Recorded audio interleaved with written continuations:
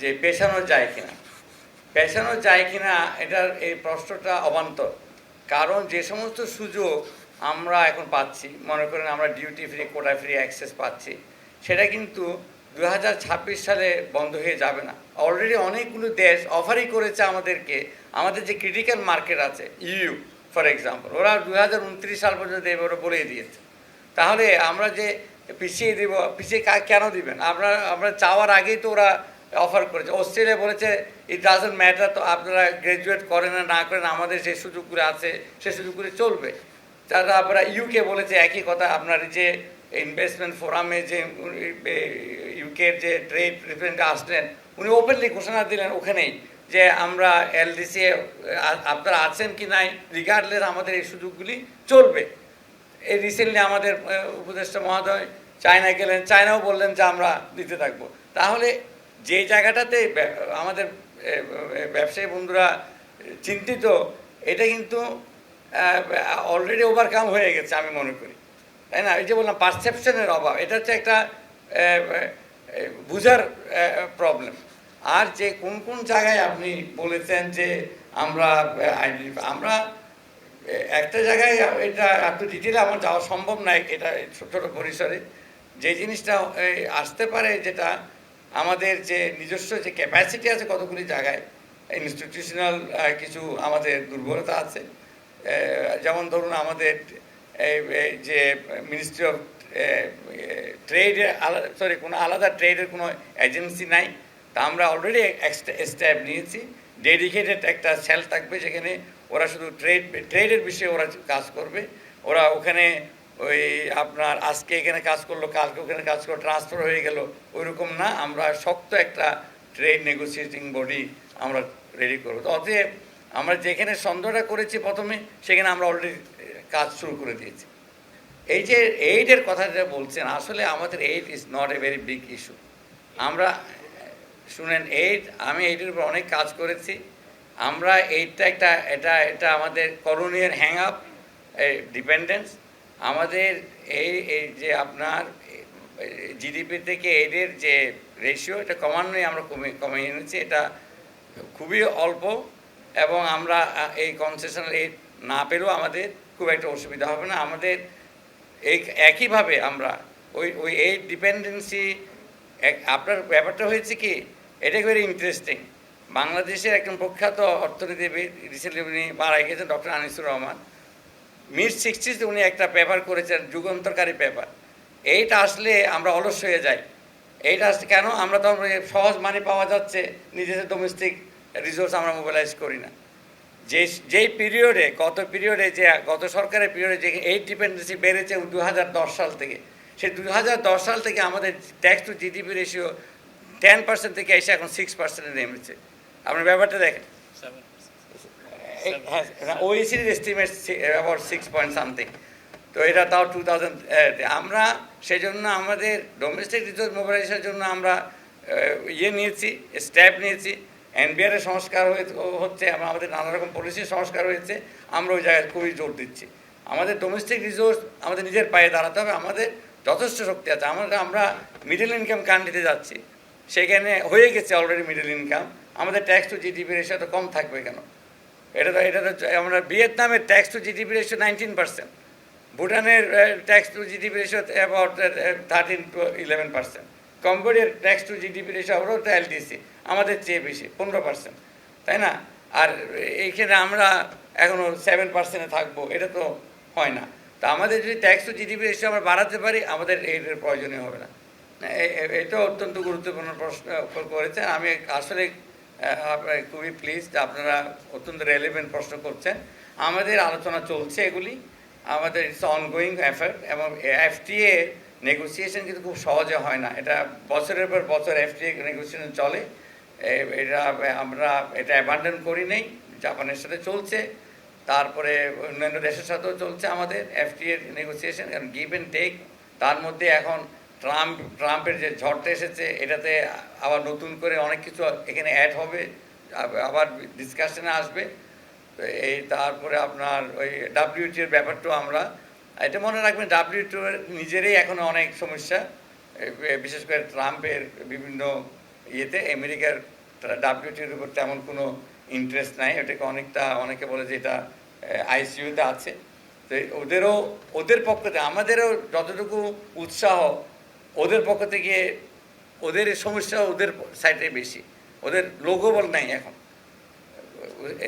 Because এই সমস্ত international organisation চলে কান্ট্রি সাবস্ক্রিপশনে, ওদের তো আর কোনো ব্যবসা নেই।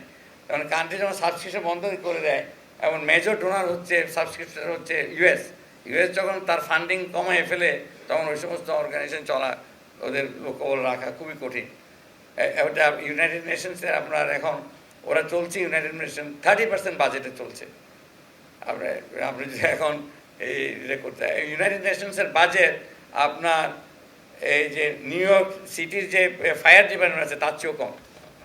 ইআরডি বলে নাই, সেটা আপনার বিভিন্ন যে রিসার্চ অর্গানাইজেশন আছে তার মধ্যে আমি নাম বলার দরকার নেই। তো এই রিসার্চ অর্গানাইজেশন থেকে বিভিন্ন প্রকার যা সিমুলেশন স্টাডি করেছে, সিমুলেশন স্টাডিতে অনেক কিছু ধরে নেওয়া হয়, আদার থিংস রিমেনিং কনস্ট্যান্ট। আমাদের আদার থিংস তো কনস্ট্যান্ট থাকছে না। আপনি যদি ওরা এই যে এস্টিমেটটা দিয়েছে, সেটা যদি যে সমস্ত কান্ট্রি বলেছে আমরা আরও 3 বছর দেব, ওইটা যদি না দেয়, ফর এক্সাম্পল তা আমরা যদি এফটিএ না পাই, সুযোগ না পাই, তাহলে এটা ওই সেটিরাস পেরিবাস অ্যাসাম্পশন নিয়েই কিন্তু এগুলো করা হয়। কিন্তু আনফর্চুনেটলি ওই হেডলাইনে আসে ওই বল পার্ক ফিগারটা, স্বাভাবিক, এটা আমি এটা কোনো দোষের কাজ দেখছি না। কিন্তু যে কোনো মডেলিং কিছু জিনিসকে ওরা কনস্ট্যান্ট ধরে নেয়, এইটার কারণে ওটা হয়েছে। আমরা মনে করি না আমাদের আমি যে কথাটা বললাম, যে জিনিসটা একটা পারসেপশনের প্রবলেম, বুঝার প্রবলেম, আমরা সেই জন্য এগুলি আজকে পরিচালনা করেছি। কিভাবে আমরা এগুলিকে এই যে টার্বুলেন্সটাকে আমরা ওভারকাম করতে পারি। আমরা বলছি না যে এটা টার্বুলেন্স হবে না, তবে আমরা এই টার্বুলেন্সকে যতটুকু আমরা পারি as much as possible smooth করতে পারি আমাদের উড্ডয়নটা। আমাদের এই যে ইভেন আমরা যখন ক্রুজ সাইডে যাব, মনে করবেন না যে কে কোনো ক্রাইসিস হবে না। আমেরিকাতে ক্রাইসিস হয়েছে, ওদের ইকোনমি কয়েকবার ক্রাইসিস হয়েছে, হয় নাই? আপনার শুধু স্বল্প উন্নত দেশেই যে ক্রাইসিস হয় তা না, অ্যাকচুয়ালি মোর ক্রাইসিস হয় ডেভেলপ কান্ট্রিতে দেন এখানে। আমরা ওদের ওই ঝাপটাটা আমাদের সহ্য করতে হয়। আমরা মনে করি না যে গার্মেন্টস সেক্টরে খুব বেশি ঝাপটা আসবে। এটা আমি প্রথমে বললাম, যেহেতু সুযোগগুলি থাকবে আরও কিছুদিন। আর যে জিএসপি প্লাসের যে প্রশ্নটা বললেন 32টা কনভেনশন, আমরা আজকে কিন্তু এই বিষয়ে গুরুত্বপূর্ণ আলোচনা হয়েছে এবং আমাদের প্রধান উপদেষ্টা একেবারে সুনির্দিষ্ট উনি ইনস্ট্রাকশন দিয়েছেন যে আমরা যেন এগুলিতে দ্রুত গতিতে অ্যাক্সেলারেটেড রেটে এগুলিতে আমরা কাজ করি এবং আমরা এই ইস্যুগুলিকে আমরা অ্যাড্রেস করি। তো এটা আপনি সত্যি মানে কারো প্রশ্নই করেছেন, আইডেন্টিফাই করেছেন প্রবলেমটা, সেটা আমরাও আইডেন্টিফাই করেছি এবং মাননীয় প্রধান উপদেষ্টা এটার উপরে অত্যন্ত সজাগ দৃষ্টি দিয়েছেন এবং উনি আমাদেরকে স্পেসিফিক ইনস্ট্রাকশন দিয়েছেন এগুলিতে যেন আমরা আমরা যে এই যে সংস্কার কমিশনগুলি হয়েছে বিভিন্ন এগুলি আমাদেরকে হেল্প করবে। সংস্কার কমিশন যে আমরা যখন রিপোর্টগুলি ওদের রিকমেন্ডেশনগুলি আমরা যদি করি, আমাদের লেবারের উপর সংস্কার হয়েছে, গণতান্ত্রিক এগুলি এক পার্ট অফ দিস ডেমোক্রেটাইজেশন, আরেকটা ইস্যু। এগুলিতে আমরা কাজ করছি এবং এগুলিতে আমরা এগিয়ে আছি। এই যে কিছু ধারণা দেওয়া যাবে, যেমন আমি একটা উদাহরণ অলরেডি দিয়েছি, সেটা হচ্ছে আমাদের যে ইনস্টিটিউশনাল ক্যাপাসিটিগুলি, আমাদের যে ইনস্টিটিউশন, আমাদের ধরেন ডেডিকেটেড ট্রেডের উপর কাজ করার জন্য এরকম কোনো দপ্তর কিংবা মিনিস্ট্রি কিংবা এজেন্সি নাই, এটা একটা আমি অলরেডি বলেছি। আমাদের ট্রেড নেগোসিয়েশন করার জন্য যে ধরনের দক্ষ